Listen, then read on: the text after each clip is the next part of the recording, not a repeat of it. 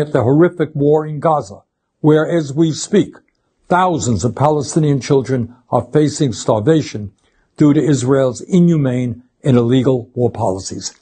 And now we face a dangerous and escalating war in Iran, which was begun in violation of international law by the extremist Netanyahu government. And the main point that I want to make today is that it is absolutely imperative that the United States not be dragged into this war. Let me say a word about how this war began. On Thursday, Netanyahu launched an illegal and unilateral surprise attack on Iran, bombing targets across the country and killing hundreds of people. Iran has responded with attacks of its own, which have killed dozens of people in Israel. Whatever you may think of the corrupt and authoritarian Iranian regime, Israel's attack clearly violated international law and the United Nations Charter.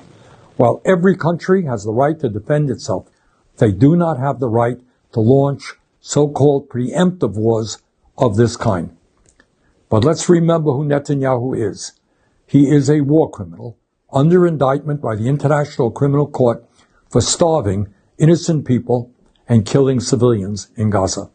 At this very moment, in Gaza, Israel continues to prevent the UN from delivering humanitarian aid. And just today, in Gaza, Israeli tanks fired into a crowd desperately trying to collect food, killing at least 59 people. So it should come as little surprise that Netanyahu ignored international law to start this war with Iran. But Netanyahu's decision to strike also directly contravened the express wishes of the United States, which was seeking a diplomatic resolution to the long-standing tensions around Iran's nuclear program. In recent months, the United States has held 5 rounds of negotiations with Iran to resolve these long-standing concerns. Let me repeat.